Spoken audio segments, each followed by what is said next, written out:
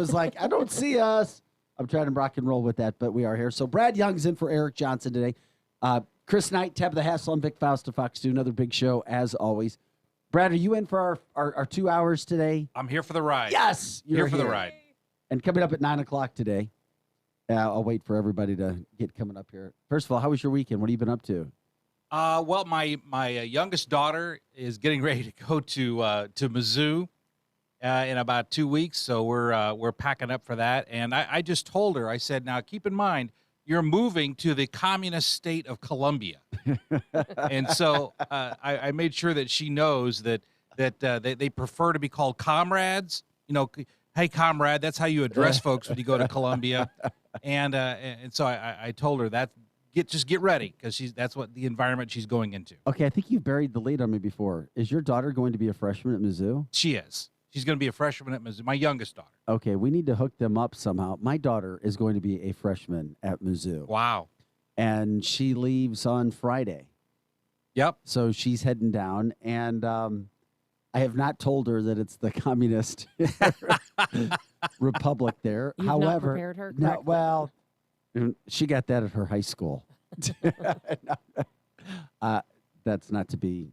I won't mention that high school name right now. But anyway, what is your daughter's name? Her name is Laura, Laura, and she just finished. She finished first in debate for the state of Missouri. She was yes, and then she competed nationally, and she went pretty far into the national debate finals. And so everyone says, "Oh, you're going to go to law school just like your dad." She goes, "No, I can't go to law school." But listen, I think the odds right now are about 8-1 that she'll eventually make it to law school. I like that. All right, we got to hook our daughters up. Iron sharpens iron. Absolutely. Well, I think that was a Promise Keepers line, but which is on the other side, but for the guys. But yes, iron does sharpen iron. I appreciate that. That's Brad Young. He is in for Eric Johnson today. We have clearly, you can find us at 100.7 The Viper on FM radio. You can get us at viperrocks.com. Viperrocks.com. You can take us on the go anywhere you want to go. Of course, Facebook, 100.7 The Viper. And, of course, you can jump in at any time as well. And, of course, we'll take your phone calls as well, 636-695-2915, 636-695-2915. Jane Duker is joining us at 9 o'clock today. Looking forward to that, of course, representation for St. Louis City Police, St. Louis County Police, an attorney, look for a lobbyist. We'll be speaking with Jane about there's so many things going on. Number one, you've got St. Louis City right now, the Board of Aldermen getting ready to meet today to pass the $168 million bill, the federal relief bill. Lewis Reed called this meeting.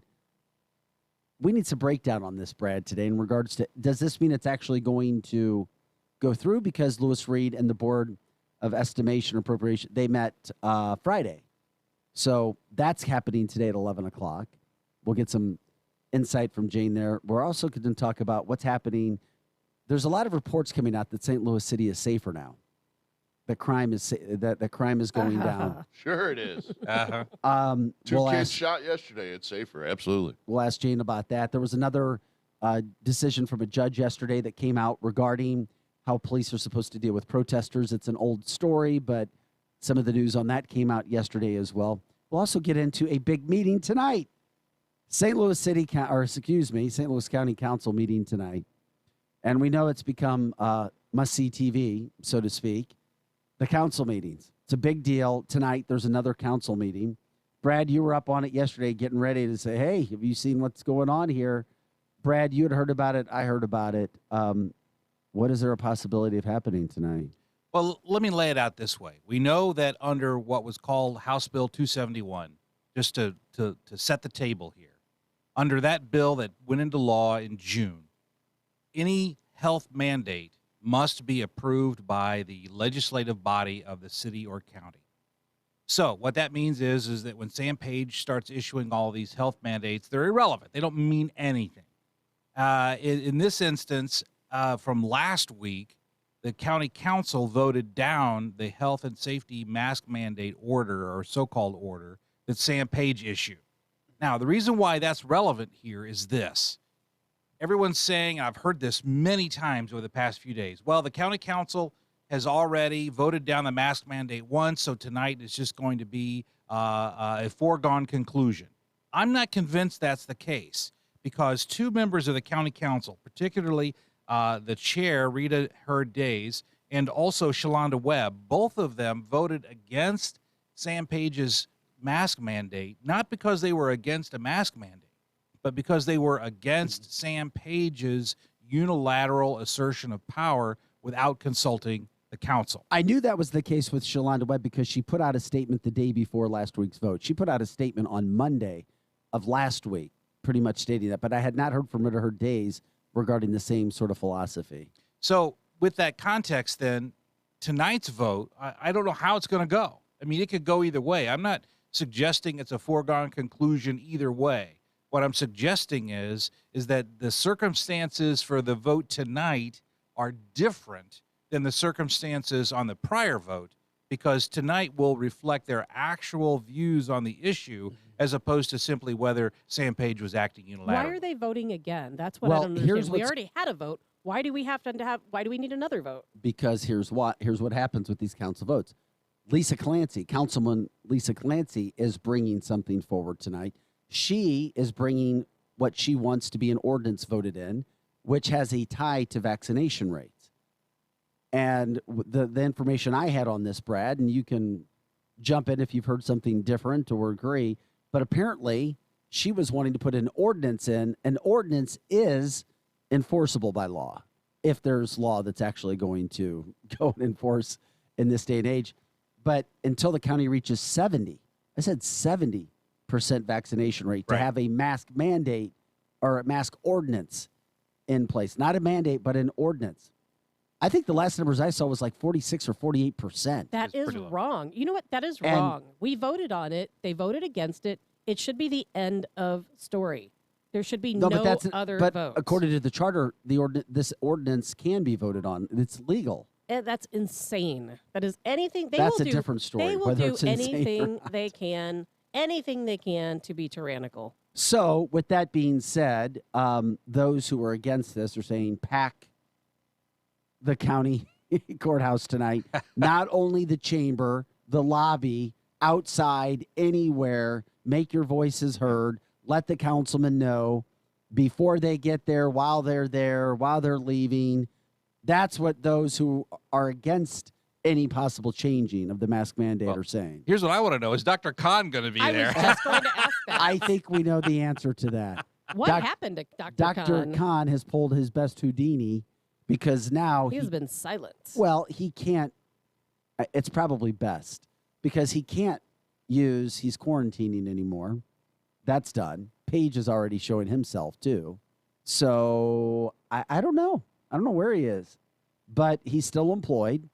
Councilman Tim Fitch and Councilman Mark Carter both told us they did not want to see him or thought that he should have gotten fired for what they allege are lies about being physically assaulted and called racial slurs, but they thought he should be suspended. But, of course, we know Sam Page has already had his back doubled down on it and is not going to fire, much less suspend. So he's on a paid vacation. Basil Khan. It sounds like it. Well, if you want to disappear in America today, the best way to do that is to get a show on MSNBC. No one will see you. No one will see you. Or CNN. But we've talked, the ratings literally are in the basement and have been. And once the election ended, the ratings went, boom, and they hit hard. And they're still dropping. We've talked about that before, Brad, on the show. We don't know how they get any advertising dollars because there is nobody watching. No. Nobody. Nothing. So that's a big deal tonight. And, of course, the reason Lisa Clancy's bringing this forward is because of what are now being described as astonishing COVID case numbers. Because she's a communist? No, because of because of the COVID numbers, not the communist, but the COVID number. Because exactly because of communism. We were reported yesterday that that St. Louis area metropolitan hospitals had 100 new hospitalizations on Saturday. That's a crazy high number from where we were before. Now, the death totals are not even close to where they were before. No, not at all. But what you're getting are reports, as we got yesterday, in the last month, we lost 100 people. But So- but here's the difference, though, Vic. If And you I look- was so, but if you look at that, if it's 100 people in the last month, not that it's good, but it's about 33 people. It was that about 3 people a day, something like that, and that doesn't include what possibly could be other causes that are assumed COVID and/or flu. But the best analysis that I've seen on this has been coming from Dr. Scott Gottlieb. He's the former FDA commissioner. He's solid. He's solid, okay? He's not political either way. He's very solid. And what he points out is, if you look at the Delta variant history in both England and India, the numbers went straight up. But as quickly as they elevated, they also then plummeted on the backside as fast as it rose on the front end. Part of that is also because they started using ivermectin as a treatment. As soon as they started using ivermectin, the rate started plummeting. Where was You that? can't use that here. In India. But if you look at that as a model, Gottlieb has been saying very prominently and not secretly, I mean, he says it on network television, that we're probably going to be facing the peak of COVID before the end of August. And then it's going to start dropping as quickly as it rose on the front end. Well, that would be nice. But the problem, it would be nice, but here's the problem with our government officials, Vic, because now we're making these draconian rules, laws, procedures, and statutes based upon, oh my goodness, we're going to be fighting this thing for years and years and years, and we're going to have people dropping like flies. And so we're making these rules based upon that assumption, and that assumption is wrong. Well, everybody has an opinion, as we've seen this. And when we come back from break in a few minutes, we're going to play you the video of the Mount Vernon doctor, because all of us have. How many times were you texted that? Oh, gosh, numerous times. Brad, do you have any idea what we're Numerous. talking Yeah, I about? do. Absolutely, I do. I saw the story yesterday. I haven't been. And it's a great video. Okay. I was very, very interested after I read. I got in contact with Dr. David Tannehill, the ICU doc for Mercy, who we have on the show, who says things a lot of people in this radio show don't like, but also agree with at different points. We're going to play it. Then we're going to get David Tannehill, Dr. Tannehill's thoughts. He watched it. I asked him to watch it and please explain. And he may have a differing view. I'm glad And to hear what he has to say. we always say we want to hear everybody's voice, don't we? Everybody's opinion's welcome, so we can let the truth stand out, if at all possible. That's a great, great, great thing there. Do you think Eric's up listening this morning? Oh, yeah. I would think so, but I don't know. He's not doing so well. For What do those- you mean he's not doing so well? He's not feeling very good. His summer cold is really Well, we hitting told him hard. everybody. Yesterday, Tabitha said it was COVID. Today, she says it's a summer cold. Yeah. So, What is it, Tabitha? I don't know. He's not been tested. we got to get him some of your ivermectin. We got to get him some of that's hot commodity. He needs does to, have some He needs to be ivermectin. paying you. I've given him so much ivermectin, he should never be sick a day in his life. And you need to be getting me some Lysol for this microphone. Oh, it has been Lysol. Chris was in here shooting down. Oh, great. There you go. Chris has what is the cleaner that you clean the studio out It's a with? fogger. Yeah, He we cleans the fogged. studio with foggers. Yeah, we Wow. fogged the entire studio. Sweet. Hey, Brad, you want to fill in for that infested COVID Eric? Oh, yeah. We'll sit you Sure. right in the same spot. From the Facebook line, Eric has the brown bag flu from his weekend in Washington County. Probably so. Or unless Eric was a super spreader himself in Washington County. I'm kidding. I'm kidding. Hey, when we come back, we'll play that video. We'll talk about the mask situation, what's going on with the vaccination rates. Plus, we got Jane Duker at 9 o'clock. You're listening to The Edge. Back with more from Brad Young, filling in for Eric Chris Knight, Tabitha Hassell. I'm Vic Faust of Fox Dude. The phone number, 636-695-2915. You can also catch us at ViperRocks.com. Back with more right after this.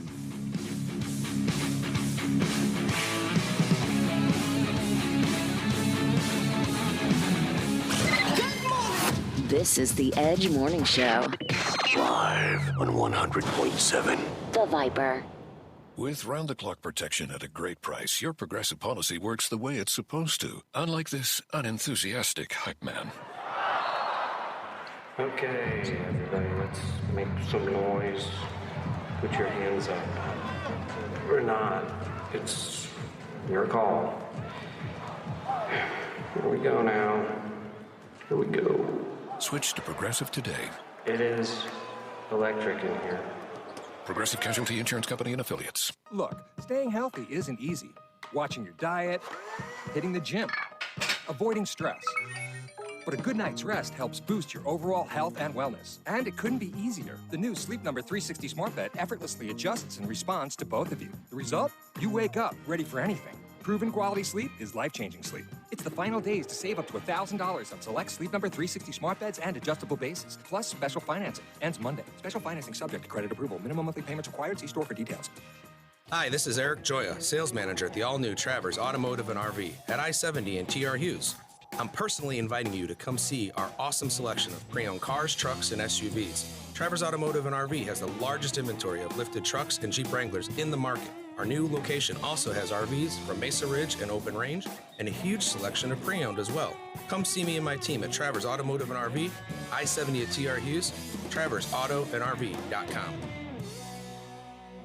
Are you a business owner looking for funding? Greenbox Capital is here to help by providing easy working capital loans in as little as 24 hours. Visit greenboxcapital.com/apply now to fill out a short form and get started today. With funding from $3,000 to $500,000, Greenbox Capital can help. Visit greenboxcapital.com/apply now to receive a special offer of 10% off cost of working capital. Greenboxcapital.com/apply now and get business funding needed without stress from traditional lenders. Greenboxcapital.com/apply now. Fast funding for small businesses. Welcome to MegaNet. For slow internet, press 1. For indifferent customer service, press 2. For confusing pricing, press 3. For extremely long wait times, stay on the line. You are 87th in line, 85th in line, 87th in line, 85th in line, 85th in line. Where there was frustration, now there's satisfaction. Hello, this is Helen at Gateway Fiber. How may I help you? Isn't it time you refreshed your internet provider? For more information, visit gatewayfiber.com. Hi, this is Curtis Parks. I am the owner of Complete Auto Body and Repair. Family owned and operated since 1973. We've seen a lot of storms. We know what we're doing. We're here to help. Complete Auto Body and Repair has multiple locations in the St. Louis area that handles hail damage and storm damage. So if you had an issue or have an experience where you had to turn in a claim, please reach out to us. We'll handle all the red tape. We are Complete Auto Body and Repair. We handle everything from start to finish. If it's not perfect, it's not complete. Others can't compete with Complete Auto Body. Dad, and service! Oh yeah, and service. Let's start with everyone out there looking to catch up on some much-needed summer fun. Narrow it to all those summer fun seekers who got caught without sunscreen. Oh, for you, Walgreens now offers delivery in as little as 1 hour. From sunscreen to bug spray to snacks and toys, Walgreens makes it easy to get the essentials you need quickly so you can keep your summer going. Right now, buy 2, get 1 free on all 12-pack soft drinks. Of equal or lesser price, valid through 8/21. Restrictions apply. See Walgreens.com for details.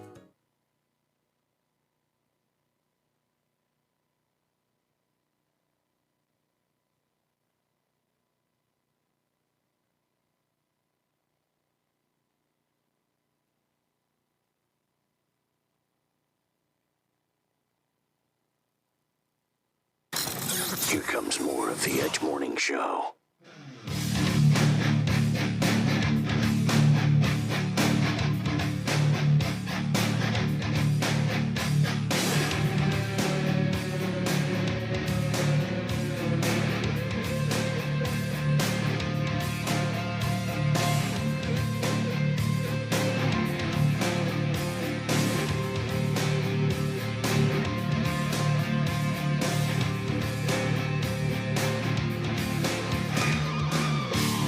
Hey guys, welcome back to the show.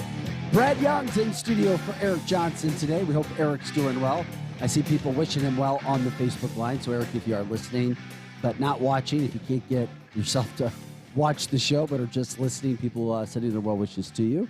For whatever it is you may have. People said there's also a 24-hour stomach bug going on. I wasn't familiar with that. I don't think that's what he has. And it's probably not the brown bag flu. So that was also suggested. Somebody else comically said, I think you guys need some cough drops. Just bring the loud and cherry ones. My coughing was a joke, in case it wasn't obvious. And mine as well. Chris Knight's here as well. Tabitha Hassell and Vic Faust to Fox 2. All right, coming up at 9 o'clock, a plethora of things to talk to. Jane Duker about when it comes to what's going on with St. Louis City, when it comes to federal relief dollars for the COVID federal relief dollars, that is, for the police department. St. Louis County now without a police chief. What could happen tonight at the county council meeting? A judge's recent decision, how police need to treat protesters differently. I mean, there's so much to talk about. We'll get into it with Jane coming up at 9 o'clock. But right now, we're also promoting what's going to happen tonight. Big time meeting tonight, St. Louis County Council. We'll see if the mask mandate that was voted down last week, according to HB 271, giving power to the council's decision to vote that mask mandate down, if that is actually voted in tonight. If the Democrats now do a reversal and go back and say, okay, we won't vote down the mask mandate that you put in place, Page, but we'll accept a ordinance that Councilwoman Lisa Clancy, is bringing forward tonight that ties mask wearing to the vaccination rate. I have no doubt. Oh, it's insane. I have no doubt they'll turn it around because that's what communists do. They keep on until they get what they want. So we got all that to get into. We also spoke about this video. Brad, how many times do you think you heard about it yesterday or were talked about? I know I had at least 6 or 7 people text me yesterday saying, you got to watch this. You got to watch this. I had the video texted to me 4 times. And then I was like, damn, what's going on with this? Tabitha, of course. I received it numerous times, and I finally had time to watch it. And it is pretty mind-blowing. I mean, I agreed with everything the doctor said, other than, and I believe he was a doctor. No, the only thing I Dr. didn't. Dan Stock is his name. Is that correct? And, yeah, he's a family practitioner. He says he has an emphasis on epidemiology. I think that's somewhat in question. Okay. But he's a family physician in Indiana. Yeah, that makes sense. He's a functional family medicine doc. And what that means to a doctor who I spoke to said that's a big red flag. Why is that a red flag? In the medical community, they're looked upon being the old adage, not the new salesman, but the old car salesman type of deal is what a doctor friend of mine said. Because they have a private practice where they treat families. That doesn't make any sense. So we're going to go. What's up? I agreed with everything he said, Brad, except for when he stated that vaccines are pretty much completely useless. I don't agree with that. No, because I don't agree with him at all there. Vaccines actually do seem to be lowering the death rate and keeping people out of ICUs, as does natural immunity. Right, and the information that he gave really isn't new. I mean, we've known this for the entire duration. Everything he said, we know. That the coronavirus itself is smaller than the fibers in a mask. We've all heard this. We all understand that. But you're exactly right. Where I disagree with Dr. Dan Stock is his stance on vaccines. Yeah. Vaccines have been scientifically proven to be effective, and if you disagree with me, that's fine. But if you want to follow the science does show that vaccines are highly effective. They're not complete. I mean, they're not 100%. No one says they are. So when he says that, I do have some issues. Well, let's listen to Doc here, and we'll see how people go with this. Here's this Doc from Mount Vernon when he went to this meeting. 5777 West 7 North McCordsville, Indiana. To address your comment, geez, it's hard to believe we're 18 months into this and still having a problem. And I would suggest the reason we still have a problem is because we're doing things that are not useful. And we're getting our sources of information from the Indiana State Board of Health and the CDC, who actually don't bother to read science before they do this. I'm actually a functional family medicine physician. That means I am specially trained in immunology and inflammation regulation. And everything being recommended by the CDC and the State Board of Health is actually contrary to all the rules of science. So things you should know about coronavirus and all other respiratory viruses, they are spread by aerosol particles, which are small enough to go through every mask. By the way, the literature that supports all of that is in a flash drive that we presented to you. It's been given to the secretary. As a matter of fact, it quotes at least 3 studies sponsored by the NIH to that exact fact, even though the CDC and the NIH have chosen to ignore the very science that they paid to have done. That is why you keep struggling with this, is because you cannot make these viruses go away. The natural history of all respiratory viruses is that they circulate all year long, waiting for the immune system to get sick through the winter or become deranged, as has happened recently with these vaccines, and then they cause symptomatic disease. Because they cannot be filtered out, and they have animal reservoirs, and this is a very important point, no one can make this virus go away. The CDC has managed to convince everybody that we can handle this like we did smallpox, where we could make a virus go away. Smallpox had no animal reservoirs. The only thing it learned to infect was humans. That's why we were able to make that virus go away. That will not happen with this any more than it will with influenza, the common cold, respiratory syncytial virus, adenoviral respiratory syndromes, or anything else that has animal reservoirs. So the reason you can't do this is because you're trying to do something which has already been tried and can't be done. Equally important is that vaccination changes none of this, especially with this vaccine. And I would hope this board would start asking itself, before it considers taking the advice of the CDC, the NIH, and the State Board of Health, why we are doing things about this that we didn't do for the common cold, influenza, or respiratory syncytial virus. And then ask yourself, why is a vaccine that is supposedly so effective having a breakout in the middle of the summer when respiratory viral syndromes don't do that? And to help you understand that, you need to know the condition that is called antibody-mediated viral enhancement. That is a condition done when vaccines work wrong, as they did in every coronavirus study done in animals on coronaviruses after the SARS outbreak, and done in respiratory syncytial virus, where a vaccine used in a vulnerable individual done the wrong way, which cannot be done right for a respiratory virus which has a very low pathogenicity rate, causes the immune system to actually fight the virus wrong and let the virus become worse than it would with native infection. And that is why you are seeing an outbreak right now. And in fact, in that flash drive you're going to have coming to you and in the emails with 6 Extra will be a study showing that 75% of people who had COVID-19 positive symptom cases in Barnstable, Massachusetts outbreak were fully vaccinated. Therefore, there is no reason for treating any person vaccinated any differently than any person unvaccinated. You should also know that no vaccine, even the ones I support and would give to myself and my children, ever stops infection. In 2014, there was outbreak of mumps in the National Hockey League. The only people who came down the symptoms were the people who were unvaccinated or unknown vaccine status. Boy, that sounds like a great argument for vaccines. But a question that you should ask yourself, knowing that half of the people who came down with symptomatic disease had no contact with an unvaccinated or unknown vaccine status individual, where did they get the disease? And the answer was from the vaccinated individuals. No vaccine prevents you from getting infection. You get infected, you shed pathogen. This is especially true of viral respiratory pathogens. You just don't get symptomatic from it. So you cannot stop spread. You cannot make these numbers that you've planned on get better by doing any of the things you're doing, because that is the nature of viral respiratory pathogens. And you can't prevent it with a vaccine because they don't do the very thing you're wanting them to do. And you will be chasing this the remainder of your life until you recognize that the Center for Disease Control and the Indiana State Board of Health are giving you very bad scientific guidance. And instead, read the articles that are going to come on the email and are on this flash drive, and listen to the people in this audience here tonight who actually have recognized the advice they are getting from the CDC and the NIH is counterfactual. And that's why you're still fighting this with this vaccine that supposedly was going to make all of this go away, but has suddenly managed to make an outbreak of COVID-19 develop in the middle of the summer when vitamin D levels are at their highest. By the way, the other thing that would be necessary, any vaccine restriction to be considered, is if there were no other treatment available. And I can tell you, having treated over 15 COVID-19 patients, that between active loading with vitamin D, ivermectin, and zinc, that there is not a single person who has come anywhere near the hospital. And we already have studies that show that if you achieve a 25 hydroxyvitamin D level greater than 55, your risk of COVID-19 death will drop down to 1/4 of the population average for the United States. And there are active treatment trials included on that flash drive that show the same is true.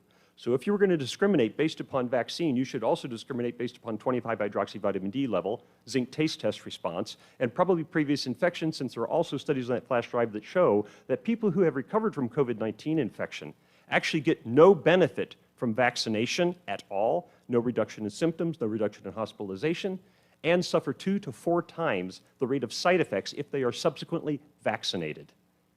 Therefore, the policies that you are basing on are totally counterfactual. I don't blame this board for that, because I know you aren't scientists and you've thought it was reasonable to listen to the CDC, NIH, and the Indiana State Board of Health. But I would encourage that instead you listen to the people out here in this audience and read what's on that data drive. And if anybody here in this board has any questions about anything on that, I will happily come back and sit with you individually if you would like to explain the science behind this. And if you're worried about being sued by somebody because you don't follow the guidance of the CDC and the NIH, I will tell you have a free pro bono expert testimony at your disposal. I will testify in defense of this board, turning down all these recommendations for free at any time in any court. Thank you. All right, there you go. And it was certainly interesting to listen to, whether everything he says is true or not. And people got opinions. It's a lightning rod controversial video. I've already been told it's been pulled from Facebook. No surprise there. But it was one of the most popular videos since COVID started that I can remember in regards to circulating regarding this. Okay. Yeah, Thoughts? it was popular. and what's interesting is that Dr. Dan Stock's presentation style is very compelling.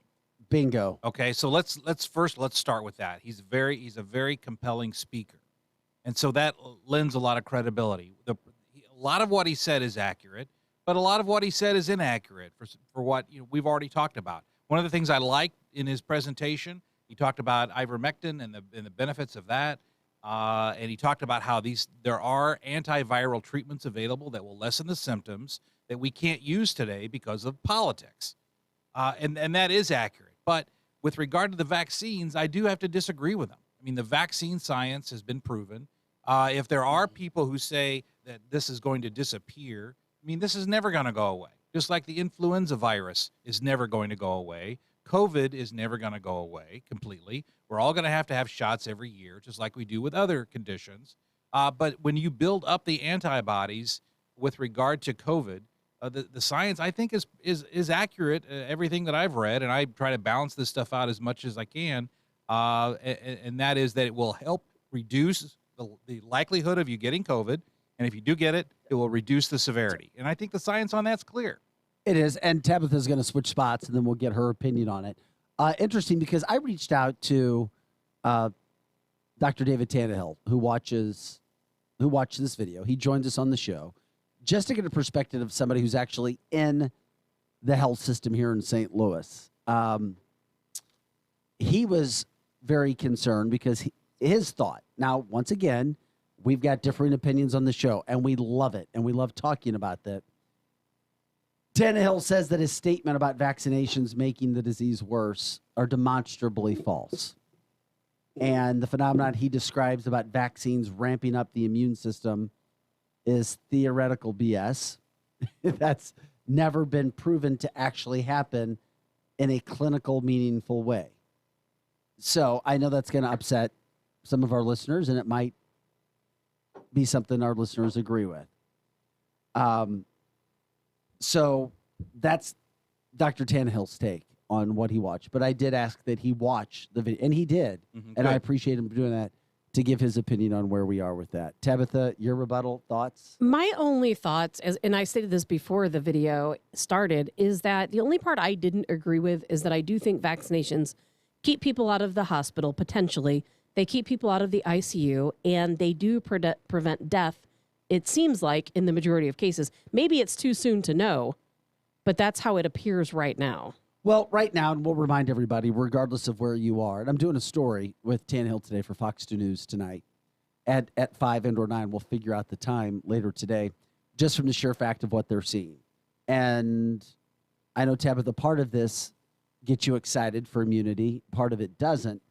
But right now, not one person in ICU and all of Mercy's health system, not one person is vaccinated. It's every single person is unvaccinated. Yeah, and statistically, if more people, or at least even if it's 50-50 in the community, I think our vaccination rate right now is somewhere in the neighborhood of 55% of adults. If that's the case, statistically, you would expect someone in ICU to be vaccinated. I think statistically it would be almost a virtual impossibility if vaccines had no benefit. You would have some people in ICU who were vaccinated. But and there's a really big but. So I'm glad you said the word but. Then finish it off then, Tabitha. Because the big but is that there are also a lot of people who've had some very serious adverse reactions to the vaccine. Absolutely. Very serious. And I think people really need to weigh it out. What is best for me? Because most people are not going to be hospitalized. Most people are never going to have severe enough symptoms to ever even have to see a doctor. So how can we say that everyone should get a vaccine? It's not a one size fits all. You know, how do you know you're going to be the person that's going to end up in the ICU or that you're going to die, etc. I think that's why you have to know your health and you have to talk to a competent doctor who can say, okay, you have inflammation, you have heart disease, maybe like Dr. Croissant. He doesn't prescribe. He's a cardiologist. He doesn't prescribe the vaccine for everyone. Correct. It's a case-by-case basis. And we're not doing that. And I personally think every single person should get an antibody test before they get vaccinated. Because if you have natural immunity, because that's one thing I don't think we've gotten to yet, is Dr. Tannehill also said everyone in his ICU, not one person in his ICU, has had COVID. That is stat right so there, significant to me. That stat, but then again, I knew we would get this. I just looked down at the Facebook line and somebody said, well, I don't believe it. I think that they're lying. I think the St. Louis Metropolitan Pandemic Task Force is giving us false numbers. And they could be false. I don't think they're intentionally false, but we also know some of the PCR tests can't differentiate between flu and COVID. So how much can we trust the numbers? But I can tell you this much. I haven't seen one doctor since this started get more excitement going on with a speech than this guy did yesterday. Yes. Yeah, he's lit up the country on this. I'm like, wow, which is why I wanted to play it, even though it was long. And, of course, it kept everybody on listening, waiting to talk about it. So. Right. And I'm not a doctor, but my personal opinions, I largely agree with the guy. For what that matters, considering I am not a medical professional. And while the death toll is higher than it was a month ago, it's still nowhere near where it was when we had numbers of 100 people going in a day for hospitalizations due to what we're told is COVID-19. The death toll is still not there. It's not there in the St. Louis area.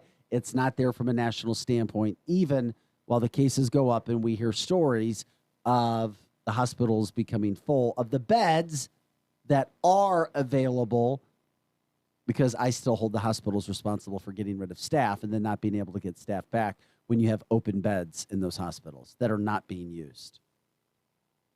So, well, I'm going to be watching Fox 2 tonight because I want to see this piece talking about and analyzing what Dr. Stock had to say, because that will be good television.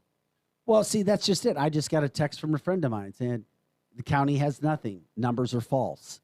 I mean, how do you prove that the numbers they say are true? I don't even know. We can't prove it. Because when I call and speak to the Pandemic Task Force, or if I want to get numbers, I'm told what they give us. I don't know how else. And there's no way to and there's no way that everybody is them. always going to believe the numbers that are sent to us as well. Well, because you also have to remember that some of those numbers people who are hospitalized, whether they're in the ICU or not, that have other health conditions, and that's why they're in the hospital, but they also have COVID. Well, I was also told yesterday, and this is interesting, I felt, and our listeners should know this, as of Friday, it was just over 20% of the new hospitalizations were vaccinated people. Then yesterday, they said the number was down to 17% of the current hospitalizations were people that have been vaccinated. However, then I was just given that word that I hate a lot. Well, a lot of the people that we have, quote, hospitalized who have been vaccinated were here because of another issue, like a broken foot, and it just happened that they had COVID. Exactly. Well, we saw that early on, where individuals who died. But I'm like, how can we prove? I wanted to see it. You can't. You can't prove it. You can't. I mean, because right now, you remember again, very early on, there was, and I was making this case loudly and often, that there's a difference between dying with COVID and dying from COVID. And yet the death count early on, in order to artificially raise those numbers, if someone was involved in a motorcycle accident and they had COVID, then they were listed as being died from COVID. Absolutely. Okay, and I'm giving that as an example. It wasn't the acute cause, but it was one of the 3 causes listed. Correct. And so then those were going into the numbers. So there was absolutely no way to analyze those numbers. Having said that, that's the best data that we have. And until we have better data, I think we have to go with what we have in the absence of having better data. And that's the same model they use for the flu. You know, people who have the flu, it's just like COVID. You don't really die from the flu. Flu causes pneumonia, or it causes another, a number of other things, and that's ends up getting listed on your death certificate also as flu. But at the end of the day, at the end of the day, think about this and be very, very critical in thinking about this right now. Not one person in Mercy ICU, not one, has been vaccinated or had COVID. I don't know that 100% for sure. Well, Is not that what he in said? the whole Mercy system. He said in his ICU at Washington Mercy, not one person in his ICU has ever had COVID. Never tested positive for COVID in the past. So these are all people, what I call fresh people, who've never had COVID. They've not been vaccinated. They have no immune response whatsoever. So these are people coming across COVID for the very first time. Point being that if you want to stay out of the hospital, you either need to take your chances in getting COVID and building natural immunity without being severely ill or dying, or you need to get vaccinated. One or the other, and that's how we get herd immunity. But that not one person in the Mercy ICU. It's compelling. That's compelling evidence. That has hit me over and over and over again. It's like, wow, you would think that, because here's the thing also that people need to know. If you're vaccinated, as we talked with Dr. Tannel about, and I talked to another doctor about it, guess what? You can still spread the virus and you can still get the virus. They're not breakthrough cases anymore. They started out with that name breakthrough, but now we're seeing it everywhere. I mean, hell, even Reba McEntire, her husband, came out yesterday and talked about how, wait a second, we're fully vaccinated and we know, quote, lots of people who are like us who are getting COVID again. It's not rare. The CDC themselves said 35,000 cases per week. They call them breakthrough, but That's they're not breakthrough breakthrough anymore. Not breakthrough anymore. No. So we know that even if we get vaccinated, we can get it. And guess what? This is the one that's really blowing people's minds. You can be a spreader as well. A super spreader even. As a vaccinated person. And even Tannehill talks about that too, which is why he's not a believer in vaccination cards at the same point in time. He's like, because you're not protecting anybody. What does a vaccination card mean these days anyway? I mean, it makes no sense. Now that we know people who are vaccinated can become infected and transmit the virus, which we've always known. Our society doesn't know We've this. always known. So what in the world is the point? We were doing news stories yesterday on the pageant. And by the way, which is insane. The pageant now requiring a vaccination card to get in, idiots, or a negative test. And the negative test, I understand, within 72 hours. Just think if to get into the pageant. If they only required a negative test, if they said for you to enter our facility, you have to come in the door, we'll test you. You test negative, you can come on in.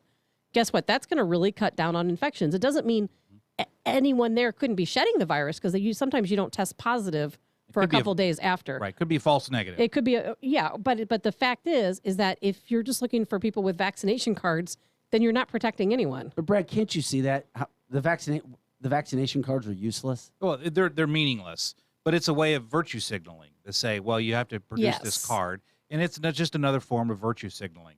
But what I'm looking at the bigger issue here, because there is a building consensus among particularly Democrats in Congress in Washington to require a vaccine. Yes. And they're doing everything they can right now to require it. And they're going through back channels. But as we just saw with the eviction moratorium, where there was the Supreme Court literally ruled in June, you cannot extend the eviction moratorium without congressional authority, and then Joe Biden just issues an executive order to do it. Anyway. I mention that because up to this point, my firm legal opinion is that you cannot, as the federal government, require a vaccination. But that's because it's under the Constitution. But they can do it piece by piece. Well, piece by piece. Well, That's on what they're doing. On Sunday, Fauci said that would never happen. But it is happening. Just remember that. Now all of I know. Our military now has to be vaccinated. He also said you don't need masks. Yeah. Right. And then he said you did. And then he said you need 2 masks. When our federal government said that all military by September 15th had to be vaccinated, I went, okay, there it is. That's exactly it. And you know what? The very people who fight and have fought and died for our freedom, opinion. Right? Those people have lost their freedom. It's not right. It is not right. And you know what they're going to do? Piece by piece, they're going to have vaccines mandated because at some point every company is going to require them. You're not going to be able to go anywhere if you haven't had one. And the people who haven't been vaccinated, we're going to be the minority. From the Facebook line, this is also the government can shut the country down again and steal the midterms. They need mail-in voting. That is true also. So, I don't know. There's another thought. Communism. By the way, I've taken all my supplements, my extra vitamin D, my zinc, my vitamin C, and I've never had COVID.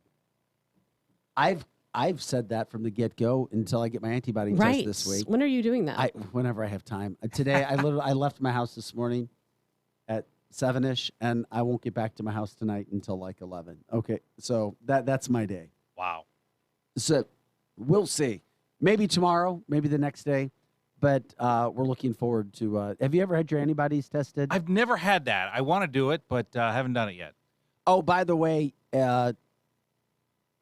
Gavin Newsom's recall is going to be done with mail-in ballots now. Of course how it is. nice! Of course. Of course it is. But With ballot harvesting. But as I've said from the get-go, and I tried to tell Eric when he made the $1,000 bet with me, they will find a way in California. There is absolutely no way Newsom is leaving office before his term ends. I said unless he quit himself or something horrible happened. They find a way around everything. Everything. I'm just tired of it. Hey, Brad, real quick from the Facebook line, use it before we take a break too, to use your legal advice because you are incredible with this. What does Brad think about potential lawsuits against companies mandating vaccines down the road? Because I did a story about this recently, and the information I had is your company can force you to get a vaccine. Well, there's two different circumstances here. If you're talking about a non-union environment, then legally an employer can force you to get vaccines. That there is a long legal precedent for that, whether it's the flu vaccine or other vaccines. We don't have any legal precedent for COVID, but it's ostensibly no different than any other vaccine. So companies can require vaccinations. However, here's where the interesting part's going to be. Companies that have collective bargaining agreements or employees who are working under collective bargaining agreements, if the employer comes in and says, now you have to be vaccinated, there will be a lot of litigation in that. My law firm is an employment law firm. That's all we do. We represent management side on employment law, and we are seeing that is a potential issue when it comes to collective bargaining agreements. So, for example, CNN just let go 3 employees last week who weren't vaccinated. Now, of course, they didn't let go Jeffrey Toobin, who had a little problem with a Zoom call. Okay, they didn't fire him, but they fired 3 employees for not being vaccinated. We don't know whether any of those employees who were let go were under a collective bargaining agreement. But if they are, there is a potential for a lot of litigation with that. Boy, oh boy, that is so interesting, especially when it breaks down into that. Because, and don't think that HIPAA protects you either. HIPAA has nothing to do with this. No, it's but you hear some people, well, HIPAA should no, HIPAA doesn't. No, HIPAA is irrelevant in that situation. And the companies requiring vaccination cards or businesses, that's also legal. It is fine for them to do that as well if they want to do that to themselves and their business. Now, my corporate clients who've contacted me over the past year have asked, what should we do? And my advice to them has been very consistent. Legally, you can require vaccinations, but the question is whether you should. I mean, it's the whole Jeff Goldblum line from Jurassic Park, okay? You spent so much time figuring out if you could that you didn't stop to determine if you should, all right? And so with regard to vaccinating employees or requiring vaccination, if companies require it, they will lose good employees. There's no question. Of course they will. There's no question they're going to lose good employees. And in today's environment, having good employees is the most critical part of any business. But why can't employers request, okay, I want to see your vaccination card or I want to see your antibody card if you have natural immunity, because natural immunity is more effective than vaccine immunity. There's a difference. And the difference is this. Here's the reason why they cannot do that. And I'm going to give an example from a different area to demonstrate the idea very quickly. Everybody knows that the level of alcohol required to be intoxicated is 0.08. Everybody knows that. What's the level of intoxication for THC, for marijuana? Nobody knows. Okay, there's no specific number. So there's no antibody level that I'm aware of that says if you have an antibody level of X, then you are effectively immune from the coronavirus. That's true. There's no level. So if someone comes in with an antibody test, the vaccine. But at least with the vaccine, there's an understanding that it does reduce your chances of getting COVID. But there's no level of antibody test that says if you have it this high, whatever that X might be, then you're going to be effectively immune. There's no way to test that. And I'm not arguing with you, but I disagree that getting vaccinated reduces your level of becoming infected with COVID. I've read so many studies recently that say it almost does the opposite. So many people now are getting infected with COVID that have been vaccinated that maybe it keeps you out of the hospital, but it will not keep you from being infected. We're going to continue this great talk. This, by the way, again, the fastest 2 hours of morning talk radio. That was an hour, just like that. Poof, I just gone. got here. I know, and it feels like It that. goes so fast. That's doesn't it, because Brad? what we do is got damn here. good, Brad, and you make it better when you're here. We appreciate it. Brad Young is in today for Eric. Thoughts and prayers with Eric because he's sick, and it's no good when you say you feel like a 3 on a scale of 10. That's for sure. Hopefully Eric's listening. If that, you're in our thoughts and prayers, Eric. Hope you're doing well. Chris Knight's here. Tabitha Hassell. I'm Vic Faust from Fox 2. As we go to break, there's a car stuck in Cahokia Heights right now, and we've got a shot from Bombery Automotive Skyfox on our, if you're watching on the Facebook page. Hopefully there's no injuries with that. We'll continue to keep you posted on that as well. When we come back, this talk plus the always entertaining Jane Duker joins us. You won't want to miss that as Jane's ready to duke it out with a whole bunch of people. Nobody in this room, thank God. But we'll talk about the county council meeting tonight. Mask or no mask. We'll talk about what's going on with the police situation in St. Louis City. Is it safe? Is it not? And a bunch of federal money that could go to the city to help police. All right, she represents police. We'll get into it all when we come back. You're listening to The Edge. And, of course, we'll always take your phone calls as well, 636-695-2915. And if you're watching on the Facebook line, you can see the car. I don't know how that car got in the water, but it's there. Well, missing its license plates. I guess that gives us a good idea. Back with more of this great show right after this, plus your morning headlines.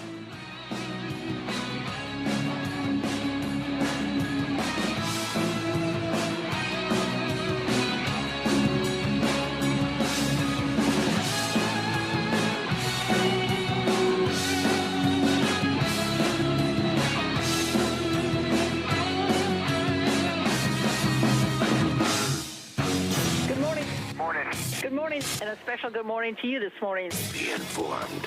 Well, who is it? The Edge Morning Show. Weber Chevrolet has been in business since 1902. No other car dealer in St. Louis of any brand can say that. Nobody sells more Chevrolet, period. Weber Chevrolet is one dealer with 3 roofs. In Missouri at Olive and 270, and in Illinois Metro East, Columbia, and Granite City. All easy to get to, just follow the 270 loop. Also, all online accessible at WeberChevrolet.com. Right now, Weber Chevrolet is open but very thorough in their cleaning, disinfecting, and social distancing rules. And don't forget, Weber Chevrolet service departments are award-winning and second to none. In fact, other dealers send their problems to Weber Chevy to fix. Now during this crisis, Weber Chevrolet has teamed up with Detroit to come up with awesome deals to help people save money and manage their budget. Discounts, incentives, and the ability to not make your payment for up to 4 months. Weber Chevrolet since 1902, WeberChevrolet.com. Look, staying healthy isn't easy. Watching your diet, hitting the gym, avoiding stress. But a good night's rest helps boost your overall health and wellness. And it couldn't be easier. The new Sleep Number 360 Smart Bed is the only bed that effortlessly adjusts and responds to both of you. The result? You wake up ready for anything. Proven quality sleep is life-changing sleep. Don't miss our weekend special. The new Queen Sleep Number 360 C2 Smart Bed is only $8.99, plus special financing. Ends Monday. Special financing subject to credit approval. Minimum monthly payments required. See store for details. Good morning, privates! Good morning, Drill Sergeant! I mean, seriously, what a pleasant morning. The sun is shining and the birds are chirping. You seem to be in a good mood today. Astute observation, Private. Astute. He's probably happy because he found out Honey Nut Cheerios can help lower cholesterol as part of a heart-healthy diet. So, in lieu of the obstacle course today, I propose a nice meditative nature walk. Does that sound delightful to everyone? Yes, Drill Sergeant! Have a change of heart with Honey Nut Cheerios. Learn more about Honey Nut Cheerios by picking up a box at your local store. Hi, it's Julie again with Ben's Moving and Storage in Wentzville, Missouri, located at the intersection of Wilmer Road and Interstate Drive. We offer on-site security and 24/7 access. We are proud to have served as your one-stop shop for all your moving and storage needs since 1984. Right now, we are offering $25 off moving or a free month storage for new customers. For more information, visit us at bensmovingandStorage.com, and don't forget to follow us on Facebook for future storage sales. Ben's Moving and Storage in Wentzville. Now another hour of The Edge Morning Show on KFNS Troy St. Charles. The Edge Morning Show. Spectrum Glass is known for their quality work on windshields, but they do so much more. Spectrum Glass also specializes in residential, commercial, and automotive window tinting. Reduce the heat, reduce the fading, and increase your comfort with professional window tinting from Spectrum Glass. Serving St. Charles and surrounding counties since 1995, Spectrum Glass is still your premier company for windshield replacement. And with free mobile service, they come to you. 636-294-1800 on Facebook and SpectrumGlassOnline.com. Keep your resolution to quit cigarettes this time. Go to I Quit Vapor, 852 Bryan Road, O'Fallon. I Quit Vapor carries the salt nicotine systems, their latest juice flavors, and all of their pod systems. Let their staff explain why the salt nicotine system is so effective in helping you to quit cigarettes for good. It has a much smoother delivery and allows you to adjust the amount of nicotine intake. I Quit Vapor is still your one-stop shop for everything vapor. Keep your quit cigarette resolution this time. Go to I Quit Vapor, 852 Bryan Road, O'Fallon. Puff bars and disposables now available. The Edge Morning Show is coming right back. Viper Weather with legendary chief meteorologist Dave Murray. Hi, this is Viper meteorologist Dave Murray. The Tuesday forecast, it's hot and it's humid. It's pure summertime today. A spot but tough to find thunderstorm, 98 to 100 degrees. The city has the best chance of reaching 100. Tonight, partly cloudy, very humid, very warm, maybe a spot thunderstorm. 78 for the overnight low. The city only gets down to about 80, 81. Wednesday and Thursday, it's hot, it's humid, a couple of spot storms each day, and each day 95 will cool back to 90 on Friday and 85 over the weekend. From the Viper Weather Center, I'm Chief Meteorologist Dave Murray. Now back to the Edge on 100.7, The Viper. Whipper River Electric, a Touchstone Energy cooperative. The Edge Morning Show. Local headlines now with Fox 2's Vic Faust. Hey guys, welcome back to the show. 9 o'clock. We're getting to Jane Duker in just a second, but first your morning headlines. It's Missouri's 200th birthday, if you didn't know that. 200 years for Missouri. There's events going all around town. You go to fox2now.com to find out where you can celebrate with ice cream or whatever, wherever it is around the St. Louis area. The body of a swimmer was found at the Lake of the Ozarks. That was from an event that happened on Sunday. The body was found yesterday. Unfortunate news there. 3 people also arrested in a Missouri sex trafficking investigation that could bring more arrests in the coming days. Missouri is preparing to draw its first round of $10,000 winners from the pool of vaccinated residents. If you've been vaccinated and haven't signed up yet on the state site, you need to. They're giving away a lot of money. I mean, a lot. 900 people can win $10,000 separately. Huge amount of money. Hey, if you haven't signed up, sign up. Busch Stadium hosting a hiring event for concession workers today. Also, we talked about the car stuck in Lake Cahokia. That's in Cahokia Heights, Illinois. No word on possible injuries yet. Another very interesting and controversial subject that we haven't gotten into today, but maybe we will at some point.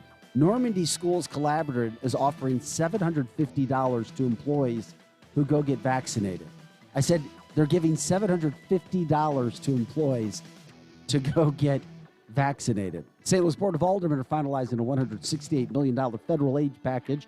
That's supposed to happen at around 11 o'clock today. We'll have details on Fox 2 News at 5 with that. And now we heard about Mercy healthcare workers in St. Louis County going out and protesting, needing to be vaccinated to continue working past September. Now Mercy healthcare workers in Festus are out protesting the hospital's vaccination policy as well. And there's a big St. Louis County Council meeting tonight. Will the mask mandate or ordinance be back in place? We'll talk more about that in just a few minutes. That's a look at your morning headlines. I'm Vic Faust.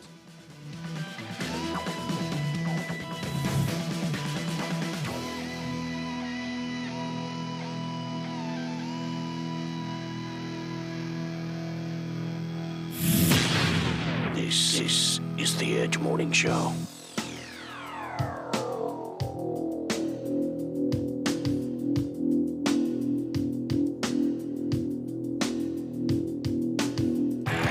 Hey guys, welcome back to the show.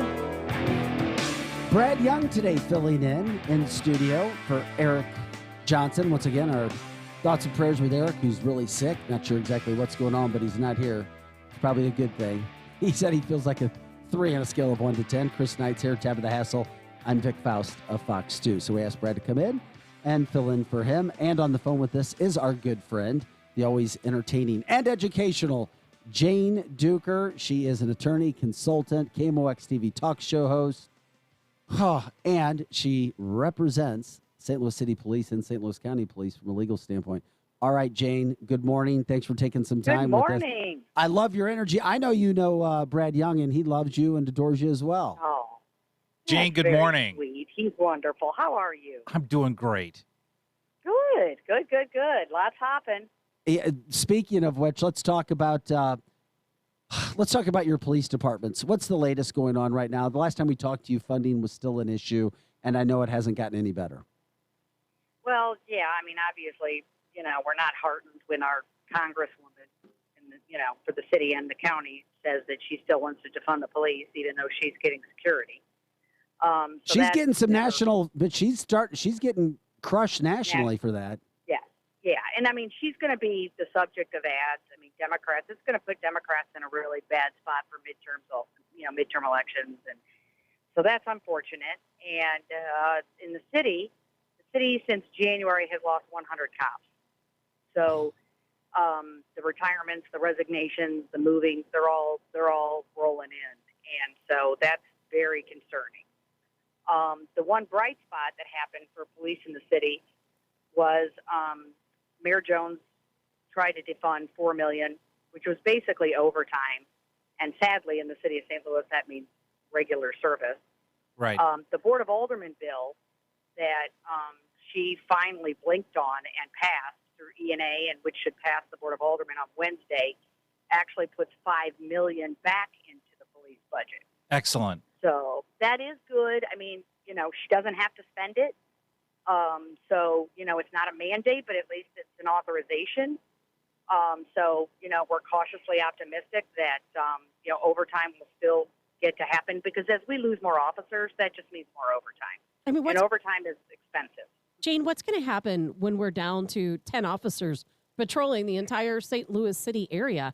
I mean, we're not that far from that now. I mean, if officers continue to resign every single pay period, that's what I'm hearing.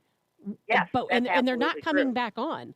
So it's not like we're hiring new people. They eliminated all of those jobs. So what in the world is going to happen?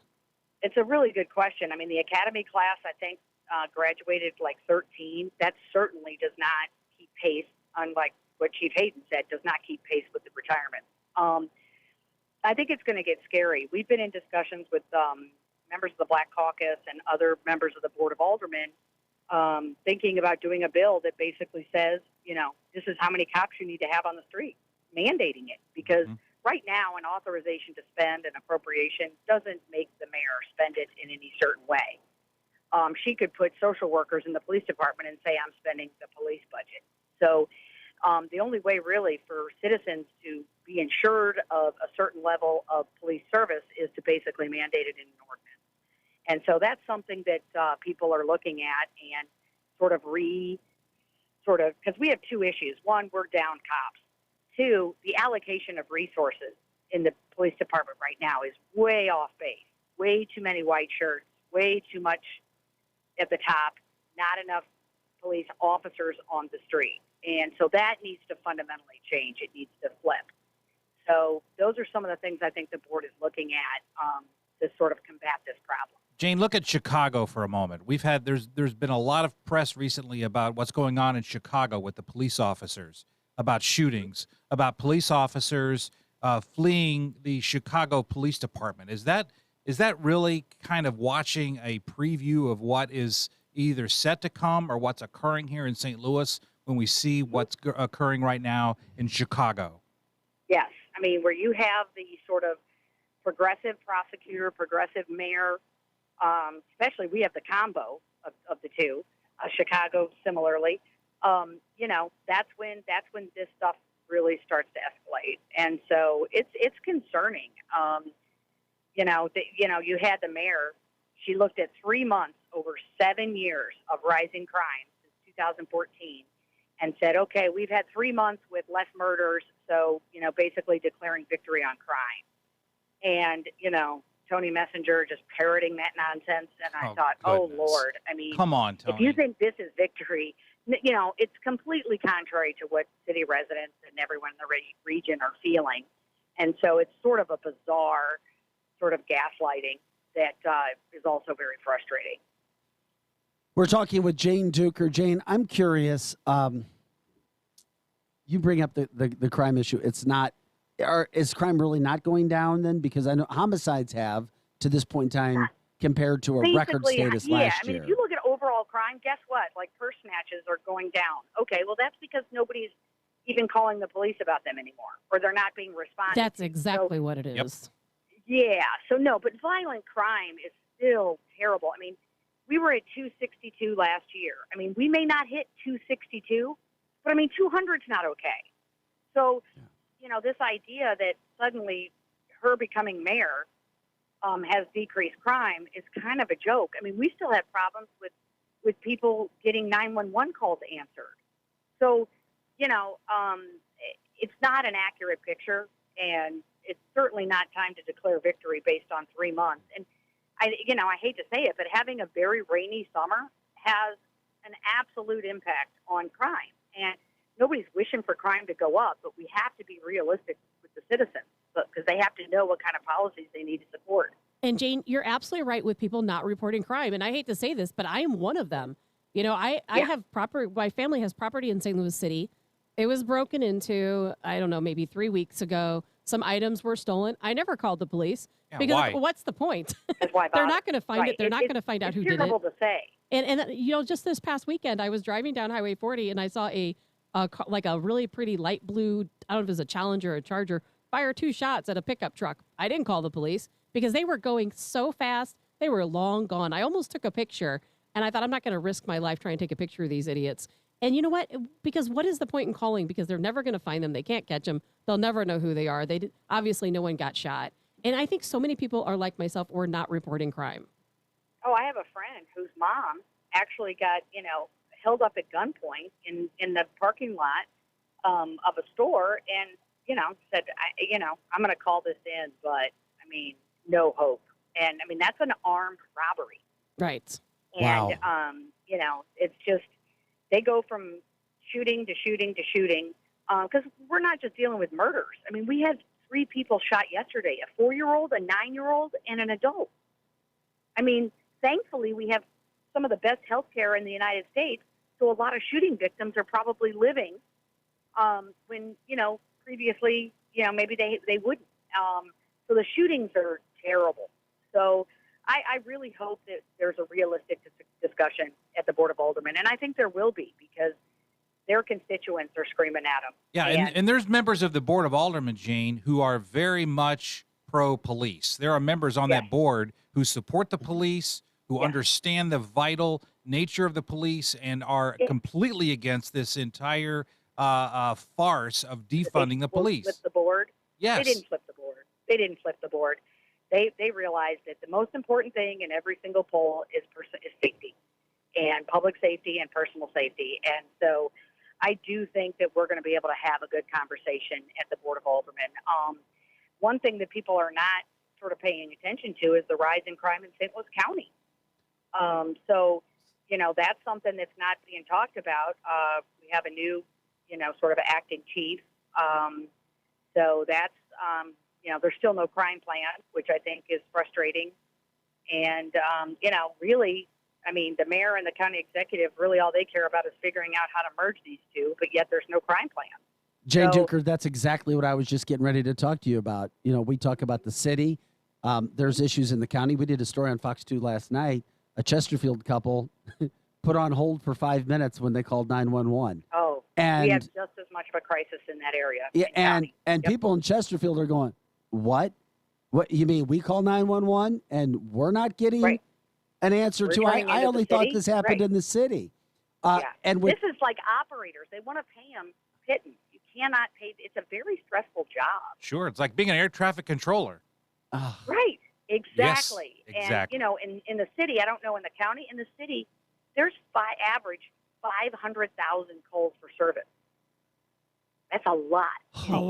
A lot of calls. Jane, what's the morale like of St. Louis County and the people you know, that the St. Louis County Police Department? Because it just seems like there's a bunch of crazy drama going on. We had a new police chief.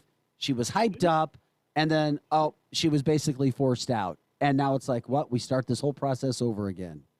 Yeah, I mean, and so as I would crime say is going up. apprehension, probably. You know, are they going to try to go outside? Are they going to, you know, what's the standards going to be? I think everyone thought that the last process was very hinky and very political, and I think they're concerned that it didn't turn out well. I think the police are concerned that there's going to be another political process that goes on.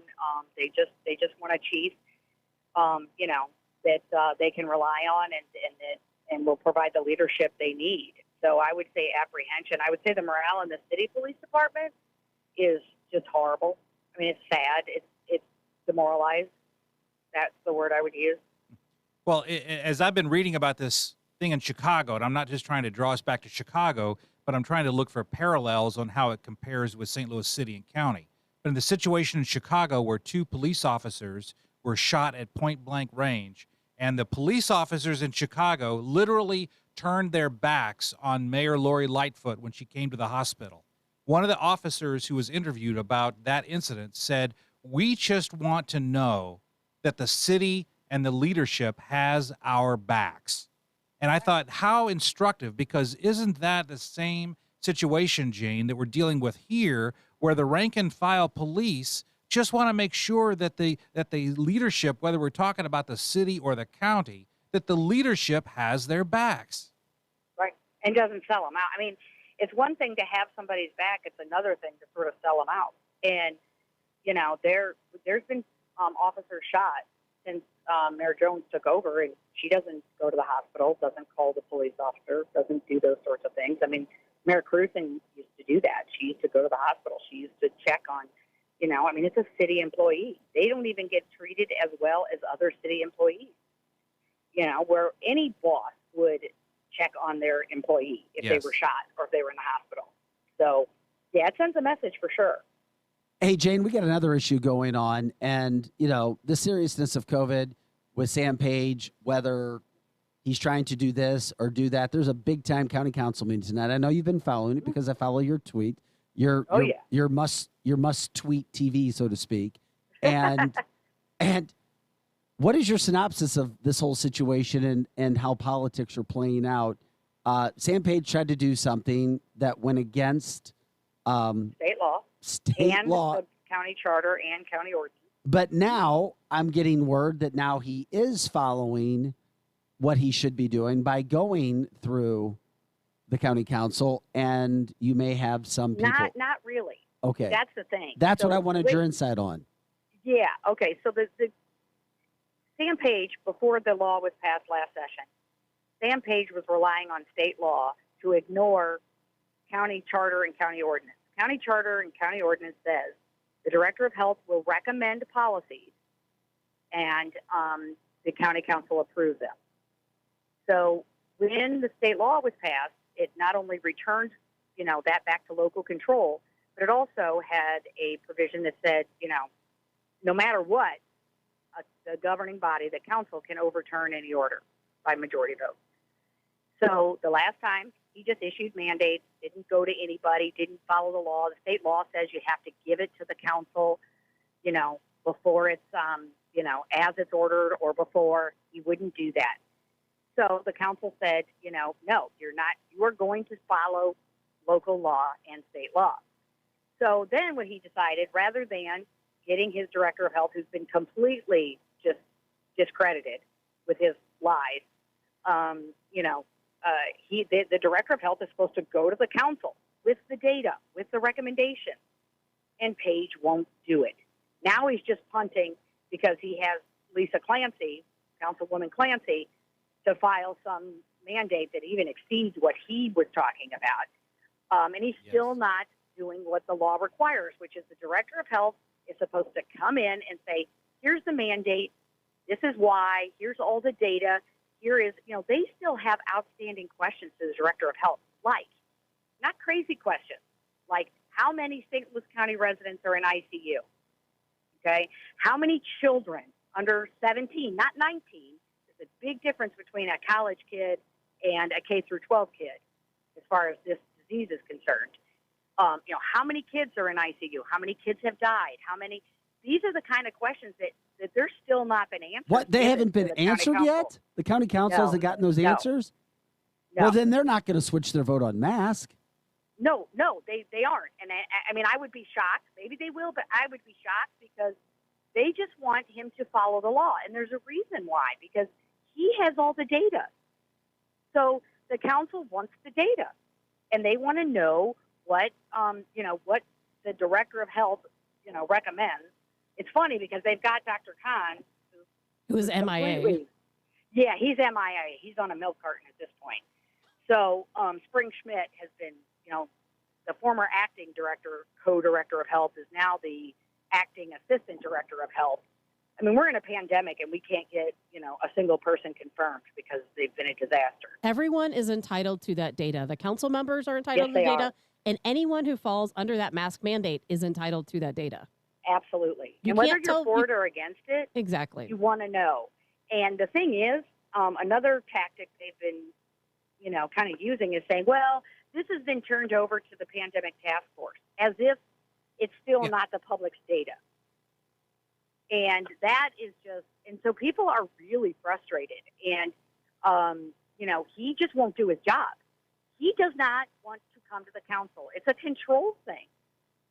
Yeah, just last week, Jane, I talked to Ernie Trachis, and I pointed out to him that aren't we dealing with, this is more than just Councilman Ernie Trachis. Councilman Ernie Trachis. Sorry, thank you, Vic. But when I talked to him last week, my point was this is bigger than just do we wear masks, yes or no. This is a separation of powers issue. This is an issue of transparency of government, and it's an issue of whether a county executive can run roughshod over the legislative body of the county by governing by edict. I mean, those are the issues that we're dealing with, not just whether we have to wear masks or not. I think there are a lot of people, like me included, who I'm fine wearing a mask. I don't care. And but this idea that he, one, gets to act like an emperor, and two, now that he's been called out and we're spending taxpayer dollars fighting something that everybody knew the legal answer. The legislature passed the law because of his behavior, and he still wants to go to court. And so, that level of frustration and just the inability to get this government to be transparent with its people it's something I've never seen out of any government in all my years. And we still have the second issue of the second job. That is also that hasn't gone anywhere. No, the subpoena's issued to both Mercy Hospital and Western Anesthesiology. They want to know how many hours is this guy working. He's given numerous answers. First, it was just a weekend every once in a while. Well, then sometimes it was during the week, during working hours, like before 5 o'clock. And so we've gotten all different kinds of answers. And, here we are in a pandemic.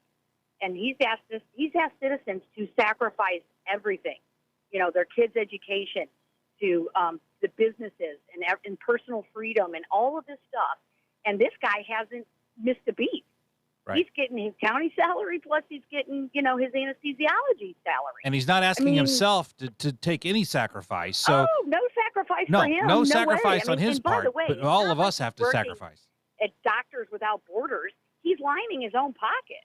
I mean, it's pretty astonishing, really. I'm sorry, Jay. That was, oh my God. Yeah, he acts like it's all like, oh, yeah, this is volunteering, and, oh, I need this for my license. That's all lies. He's lining his own pocket. He has a $900,000 mortgage on his house. Public record, by the way. But we've been getting a very good shot of his lovely manicured backyard during his fake quarantine. During his Facebook, when he does those messages where the yard side chat that he does. He's got a lovely backyard. But what I'm always wondering about on those yard side chats is he walks into the camera wearing a mask. I'm like, dude, you're wearing a mask in your own house? In your own house, you're wearing a mask? Really? That is funny. You're alone. I mean, and it's, and then here's the other thing. So then they say a city resident came to a county council meeting and, oh my gosh, it's a super spreader event. First of all, I was at the meeting. They know I'm at the meeting. Everybody knows I'm at the meeting. I live tweet the meetings. I've not been called by any contact tracer. And tell me this. You're telling me that someone with COVID has not entered Busch Stadium? Right. Or Enterprise Center? They've never outed anyone. And this was all subterfuge. It was a lie. To try to distract from, from Dr. Khan and his, I can't believe like that. I can't believe someone would lie about racial incidents. Like, you're stoking racial fear in the middle of a pandemic. It also How takes low are away you? from the actual racism that is going on out there when somebody does that. Precisely. Right. Yeah. Precisely. Oh, no, it's ridiculous.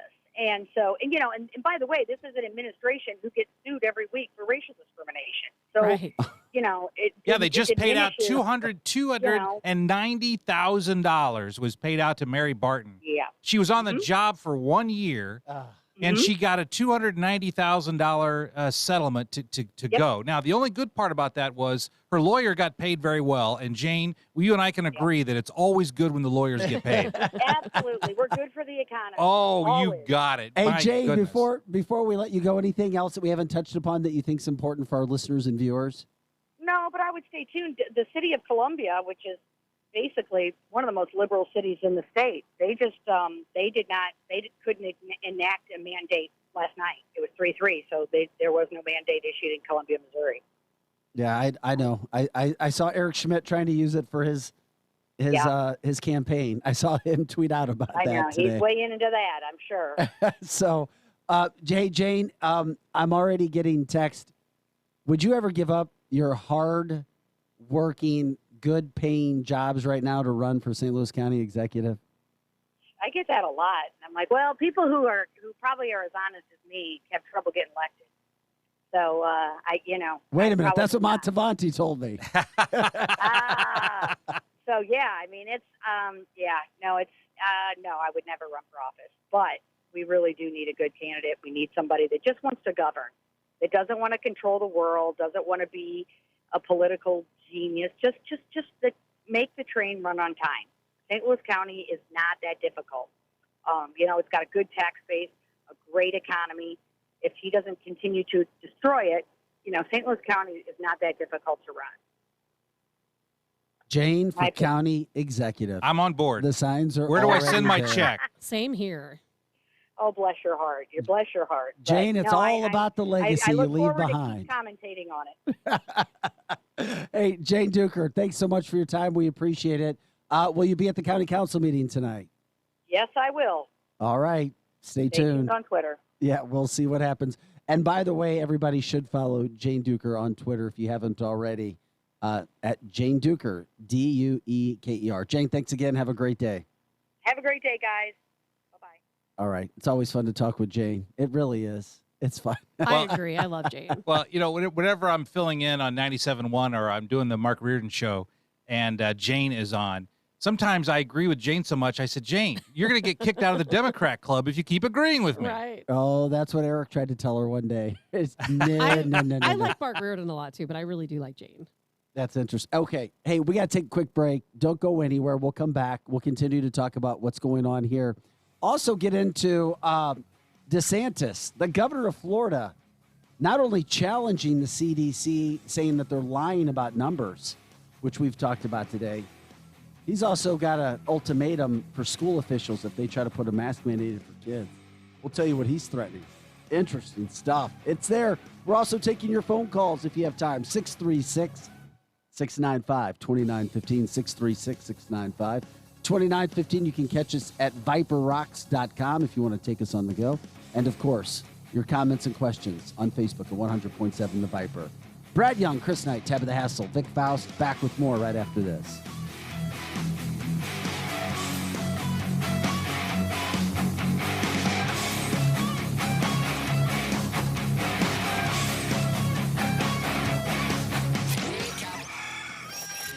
The new abnormal. This place is a nut house. The Edge Morning Show. Today, I'm taking it to the streets to give people the good news. Oh, excuse me, hello. I'm Flo from Progressive, and did you know... No, I'm just waiting for the bus. So then you have time to hear about how with Home Quote Explorer, you can check if you're paying too much for home insurance. Yeah, if I was interested in talking to you, which I'm not. Okay, I'll do the talking, and you just check if you can be saving, which is going to be pretty hard to do if you put on your headphones. Okay. See if you're paying too much for home insurance with Home Quote Explorer. Progressive Casualty Insurance Company and affiliates. Comparison rates not available in all states or situations. One of the things we're so dependent upon is our automobiles. There's no worse feeling when you go out to your car and it won't start. Oh, man. Tired of trying to find an honest, reliable mechanic for your car and truck? Town and County Garage in Wright City has kept the Westplex on the road since 1972. The biggest compliment to a company is repeat customers and referrals. When you need honest, reliable, and affordable auto repair from inspections, brakes to engine work, call Town and County Garage in Wright City, 636-745-3626. Here's a message for Quiver River Electric members. Vote now in your annual Board of Directors election through August 23rd. Members may vote online, by paper ballot, or at the annual meeting on August 26th. If you vote, you are automatically entered into a drawing for free electricity prizes. Learn more about the voting process, the bylaw proposition on the ballot, and board candidates at quiver.com or call 1-800-392-3709. You want a great job, and you want it now. Steel and Pipe in Jonesburg is hiring warehouse specialists right now for second and third shifts. Get great pay and awesome benefits like production bonuses, 401k with employer match, and paid holidays, plus medical, dental, vision, and supplementary insurance. Find out more and apply online at steelandpipe.com. Steel and Pipe in Jonesburg is looking for the right people right now. Apply in person or online at steelandpipe.com. Hi, Conrad Bellman at Bellman's Car Connection in St. Peter's. Right now, we're paying top dollar for your pre-owned vehicle. At Bellman Car Connection, we'll take anything on trade, van, Jeep, truck. Spring into a quality pre-owned car, truck, Jeep, SUV, or van today. The inventory is always fresh, so hurry in today before someone else buys the one you want. Bellman's Car Connection in St. Peter's at Highway 70 and 370, where you will never pay the max. Online at carnection.com.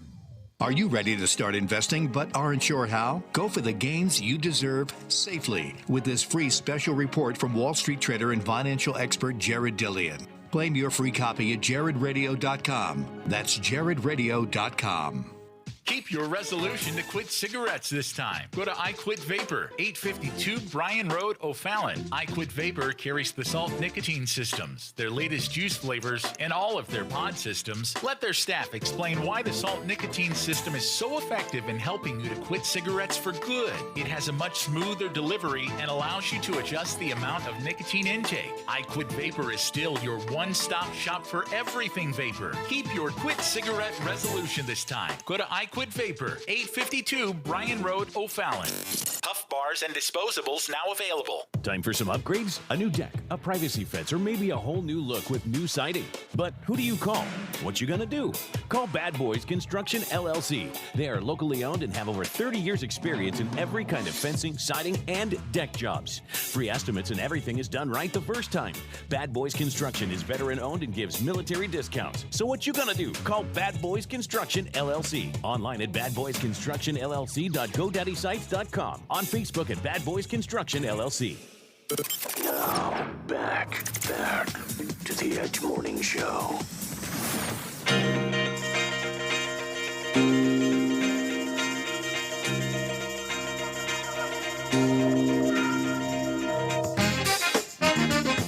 Hey guys, welcome back to The Edge. Brad Young's in for Eric Johnson today. Chris Knight, Tabitha Hassell, Vic Faust from Fox 2. Appreciate Jane Duker joining us. Hey, we'll take your phone calls too. We're taking it to the top of the hour, the fastest 2 hours of morning talk radio anywhere. The phone number 636-695-2915. You know, is the end of the show. We always try to get to your comments as well because our Facebook line, our message line, it's the best ever. I'm sorry, it is. And that's because of you guys. You're interactive, you bring up great stuff, and you're funny. Or at least you can be funny. Going to break, we talked about Ron DeSantis. Of course, he is one guy who is taking battle after battle with President Biden. He has gone after the CDC. He is going after people in his own state. He says he's a warrior and he's not going to back down. Well, this is interesting. The Florida Department of Health took to Twitter yesterday They said, hey, CDC, I'm paraphrasing, of course, you need to change your horrible error because you incorrectly combined multiple days of COVID-19 case tracker stats into one, making Sunday's daily count the worst in the history of Florida. The CDC had not changed that after having it there for almost 24 hours. Wow. And if you don't think that that wasn't done on purpose, think again. I mean, seriously, the department said that it follows the guidelines for the CDC in reporting the cases. They're doing what they're supposed to do. The CDC reported 28,317 cases on Sunday. The most confirmed infections in one day ever, which was not the case. It was multiple days that were all added up. What? You mean the government falsified some data? What? That never happens. Then, which was also interesting, quote, wrong again. The number of cases the CDC released for Florida today is incorrect. And that was what they responded to the South Florida Sun Sentinel. So you have that situation going on. Okay, the health department said that there were 15,000 cases on Sunday, not 27,000 throughout the state. So one situation. Governor DeSantis, not one to back away from controversy, not one to back away from a fight, so to speak. Local counties who are trying to mandate, or school officials who are trying to mandate masks, are now for kids. DeSantis comes out and says, hold on a second. He's talking about a pay freeze. Mm-hmm. If you've put kids in masks in schools to start the school year, I'm going to look at bringing forth a pay freeze, which would be monumental. I don't think it's ever, has anything like that ever happened? I don't even know if there's any sort of history for something of that nature. No, I'm not aware of it. I tried to look up the legality of that yesterday. And of course, I'm not an attorney in Florida. I don't have access to all the statutes, but at least ostensibly, according to what I've read, it's been publicly reported, he has the authority to do that. Now, of course, it would be challenged, I guarantee you. But you got to remember that DeSantis is a target. He is the new Trump in terms of anything that he says will be attacked. Anything that he says will be marginalized because people, particularly on the left, see him as the next potential Trump in terms of being able to galvanize from a populist perspective, galvanize people, get them to the polls. He's seen as the Trump successor. And when you're in that role, you're going to be a target. There's no question. And I love DeSantis. I don't like his voice. It took me some time to get used to listening to him talk. You would say that. I know his voice. I'm like, I didn't like his voice at first, but I love him. I don't think Trump will run again. I think DeSantis definitely will. Yes. And I think that if the system, somehow we figure out how to do legal voting, accurate voting, he would actually win. Now, whether that's going to happen is a whole nother story. Well, they're trying, like the Supreme Court did a poll. Still holding out hope. I know. Trump's coming back. That Trump's coming back. He might. Good luck with that. Sorry to interrupt you, Brad. Sorry, no, good luck with that. But no, obviously we've seen a lot of reforms, election reforms, but in Arizona that were just upheld by the Supreme Court. But if it's called the For the People Act. It's called H.R. 1. It's in Congress right now in Washington. If that law gets passed, you talk about election situations, Tabitha. If that law gets passed, it's blatantly unconstitutional from a federalism standpoint because it inhibits and prevents state control over their own elections. And so people, that's a law that's or a bill rather, that's under the radar. Where is that bill? It's in the House of Representatives. It's called H.R. 1 in Washington, D.C., and it's called the For the People's Act. But when you go through it and look at it, it does a lot of things. Like it literally prevents states from enacting any guidance or regulation over any election. It allows all felons to vote under H.R. 1. And I think one time when I was on here before, I laid out, people say, well, why shouldn't felons be allowed to vote? It's not hard to understand that if you have said, I disagree with the laws to the extent that I'm going to break felony laws, then why should you be in charge of voting for people who make the laws that you say are illegitimate?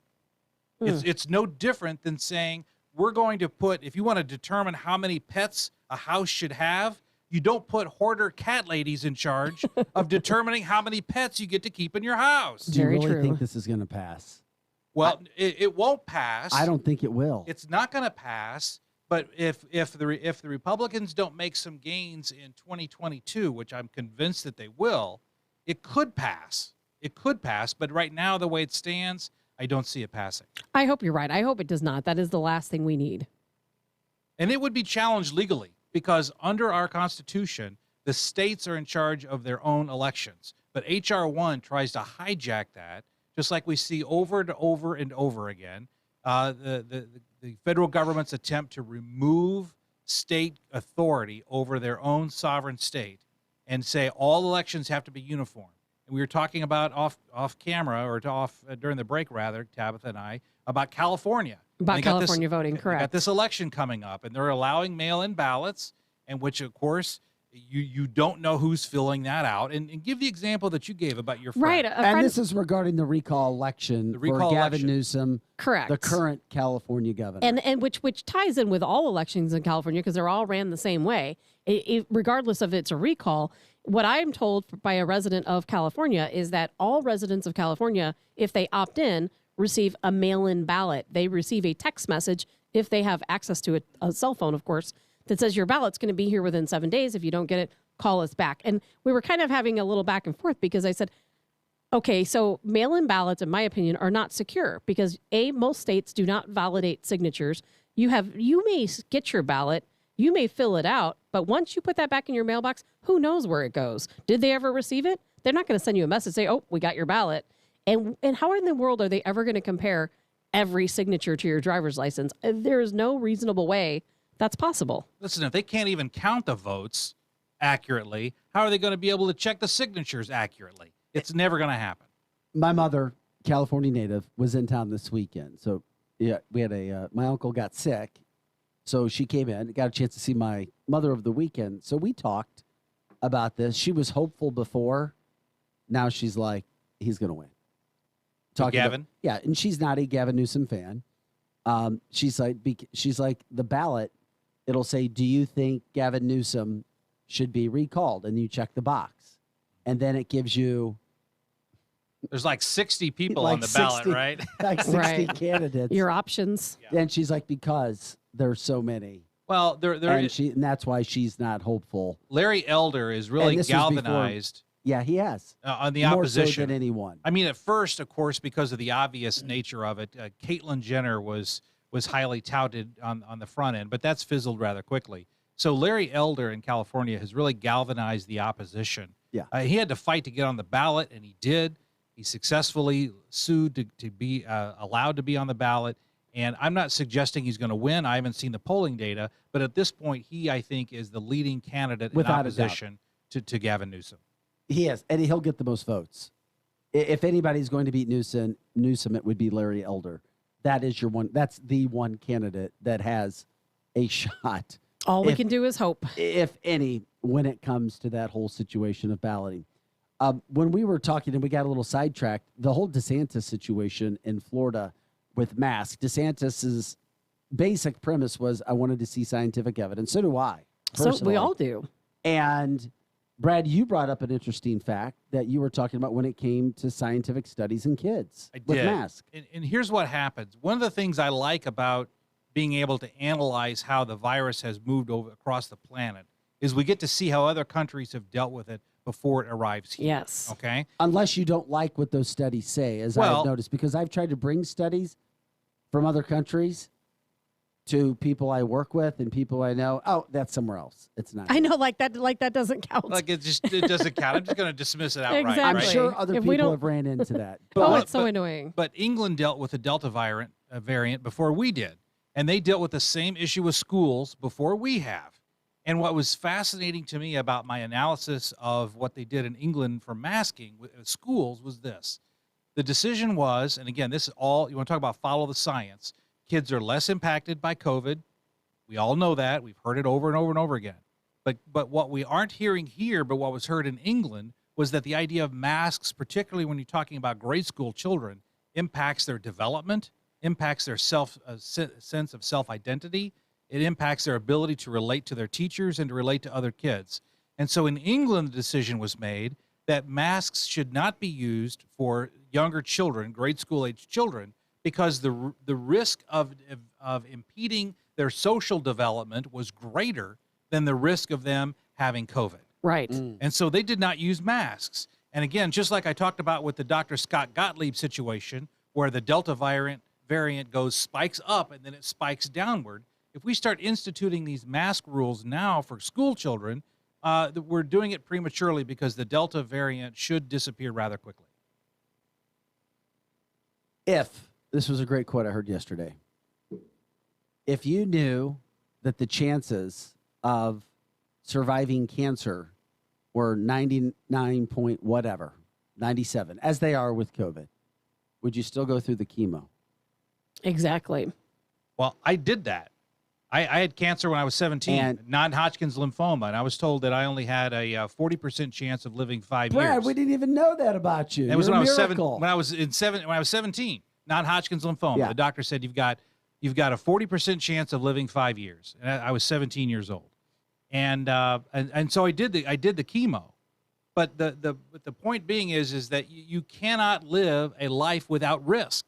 Absolutely. And so the new religion in America today is safetyism. That's the new religion. And people worship. In fact, Dr. Fauci is the chief priest. It's so easy to tee you up. Of safetyism. And if we eliminate risk, and I'm going to take it, every time I'm on, I always like to take it to the top level in terms of concepts. If we worship at the altar of safetyism as a nation, then we will eliminate our risk-taking mentality, which started this country and made America the greatest country that this planet has ever seen. You have to take risks. You're absolutely correct. And if you do not take risk, then you receive no benefit. Absolutely. It's so weird that you say that, because when I woke up this morning, I was thinking exactly that, because I was looking back at some things in my life, and I thought, you know what, the only regrets I have, and this is very cliche, here we go. Where's the is music? the things I didn't do, the in chances I didn't take, the things I didn't say. Yeah. And you're right. We have to take risks. And I'm just going to throw this out there, and you guys may not agree with this, but don't you think that children are so unlikely to have severe symptoms to COVID? Don't you think it's better to get them involved, to have them infected with COVID as a child, to get their immunity built up before they come an adult, in which they could potentially have more severe risk? I'm not saying intentionally expose your child to COVID, but like so many other childhood illnesses, right, it's so much better to get it as a child than an adult. I mean, we just had that. No. I couldn't agree that we should be intentionally. Well, I don't think intentionally, but I don't think we just talked about this last week, or where we had Mercy Hospital in Kansas City. They reported around 6,000 children tested positive for COVID. Mm-hmm. Out of those 6,000, nearly 6,000 children, only 10 ended up in the ICU. 10 hospitalized at Mercy. So I mean that's some good statistics right there.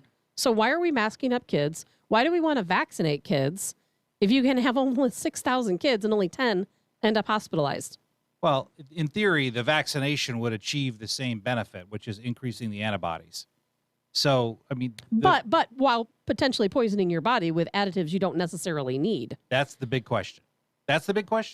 It is. And Brad, to add to your study from England, and when we talk about masking and kids, South Korea now seeing cases continue to reach new pandemic highs despite a 99% mask compliance. Right. 99% mask compliance, yet, the cases are still flying high, and the CDC is now saying, well, kids should be wearing masks in schools, teachers, staff, right, everybody inside. Right. So if the masking does minimal, I'm not going to say a mask is irrelevant. I'm not going to go that far. But to say that the mask is some enormous prophylactic that's going to completely protect them is a myth. And we know that because the virus is smaller than the fibers in the mask. It's not hard to understand. It's really not hard to understand.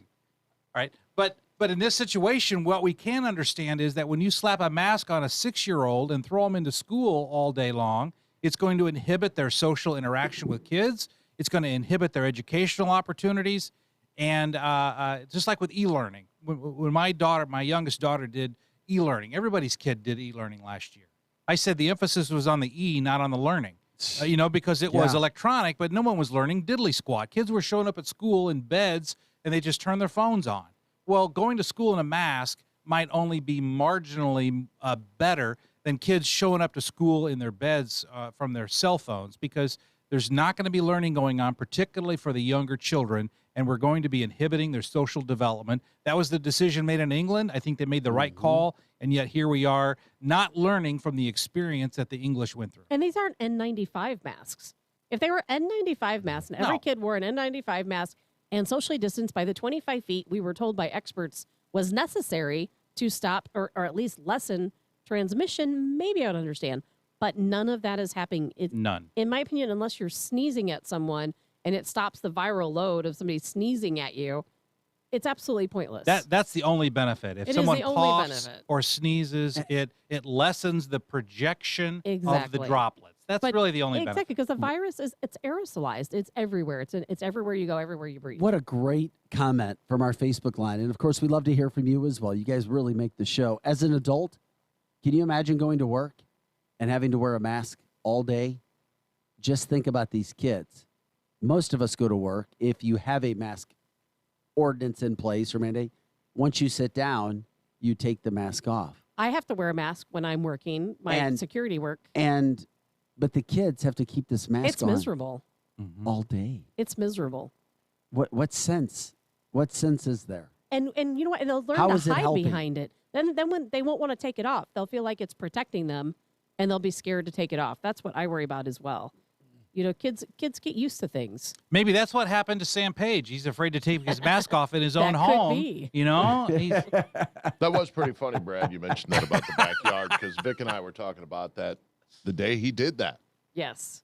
Yeah, it's a teacher chimes in. Yeah, have to wear it all day. It's awful. It is. Yeah, it's it is miserable. awful. Because think about it. When But you then grew if up, you don't wear it, it's a small thing to ask our teachers and our kids. I know someday we're going to get out of this, but right now we all have to fight for each other and wear that mask. Yeah. Well, that's the slogan we're told. Think about this from your own experience. When you were in grade school, if you can remember your favorite grade school teacher, the things that made the impact and the reason why that teacher was such impactful in your life, whoever that teacher may have been, was your ability to relate to him or her, and his or her ability to motivate you to be better than you knew you could be. And that motivation is negatively impacted by the wearing of a mask. So we're inhibiting the opportunity of our kids to be impacted by teachers who want to make a difference in the lives of our children. We're basically telling them to teach with not only one hand tied behind their back, but their face tied behind a mask. They can't teach. All for a virus. It's very unlikely to even harm these kids or the teachers. Absurd. Over 99% survivability rate, 99.7. Okay, we got to take a quick break. We'll be right back with one more segment on The Edge. Don't go anywhere. Share the show, 100.7 The Viper.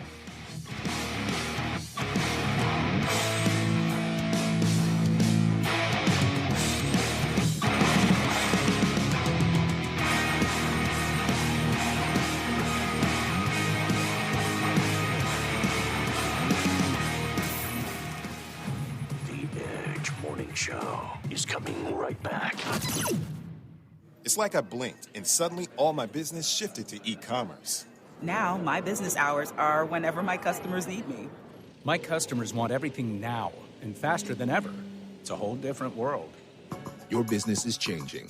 The United States Postal Service is changing with it. We're bringing you fast, reliable shipping nationwide, and we're bringing it right when your customers need it. Let's discover new routes. Visit USPS.com/new routes. The United States Postal Service. Priority, you. If you want the best, don't settle for the rest. Come to F&S. F&S Collision Repair provides the best customer service, quality of work, paint color match, and paintless dent repair. They do it all. No job too big or too small. Just what your car or truck ordered. F&S Collision. Call today to schedule your appointment and get that car repaired. F&S Collision Repair. Fever is a leading symptom of the coronavirus, so take your temperature twice a day with the Exergen Temporal Scanner. It's quick and easy to use, and its accuracy is backed by more than 80 clinical studies. Have your family start and end their day with the only home thermometer used and recommended by hospitals, doctors, and nurses. Your family can take their temperatures in seconds to know where they stand in the fight against COVID-19. Protect your family from the spread of this deadly disease and stay safe with Exergen. Midnight Auto Supply in St. Peters carries a full line of automotive parts and paints. They're a PPG Platinum distributor of automotive paint and industrial coatings and auto body shop supplies. For over 40 years, your hometown auto parts store is Midnight Auto. Stop in at Midnight Auto Supply in St. Peters, just off Mexico Road, 447-4000, 447-4000, on the web at mid-niteautosupply.com. An important part of staying healthy is keeping up with your regular preventative exams like mammograms and colonoscopies. Barnes Jewish St. Peter's Hospital and Progress West Hospital offer convenient locations for you to keep on schedule with your screenings and with extra protocols in place to keep you safe during your visit. Early detection is your best medicine. To schedule an appointment, call 636-928-WELL or visit bjcstcharlescounty.org. The great Gap sale at Gap Factory and GapFactory.com is here. Styles up to 75% off. Plus, limited time deals including active shorts for the family from $19.99. Shop now through July 10th. Welcome to MegaNet. For slow internet, press 1. For indifferent customer service, press 2. For confusing pricing, press 3. For extremely long wait times, stay on the line. You are 87th in line, 85th in line, 87th in line, 85th in line, 85th in line. Where there was frustration, now there's satisfaction. Hello, this is Helen at Gateway Fiber. How may I help you? Isn't it time you refreshed your internet provider? For more information, visit gatewayfiber.com. Here comes more of the Edge Morning Show.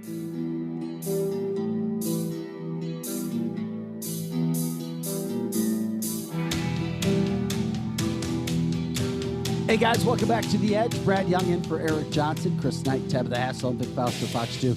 Hey, before we get out of here, Tabitha, what did you want to say about the ballot situation? You said your friend was calling you out. Yes, my friend wanted to make sure I made a little bit of a correction, and that if you live in California, you can check in online and you can make sure that your ballot has been received by the ballot number. But what I also explained to him is most people don't even vote. As sad as that is, so many people don't vote. But guess what? Those votes can end up in the hands of someone else. And how many people are going to be like as proactive as he is to make sure that you receive your ballot, report it if you don't, and go back on the system and check to see if they've actually received your ballot? Well, it's not even being proactive. I mean, think about this. You're asking seniors who have to use a telephone called the jitterbug because they have no idea about technology, and they're supposed to go and verify their ballots online. It's never going to happen. It's a faulty system. It is, but it does. All of our voting is faulty. But it does open the opportunity, and you've heard me say it this morning already, for ballot harvesting. Yes. And to me, ballot harvesting is really just a fancy term for voter fraud, because someone comes to your house and says, oh, you don't know how to vote. Here, let me help you. I mean, that's why when you go to vote in person, you're not allowed to use your phone. You're not allowed to talk to someone. You can't go and vote with your spouse in the same spot, because you have to be separated, because the idea is someone is not supposed to tell you how to vote. That's why we have electioneering laws that say you can't put signage before you walk in to vote.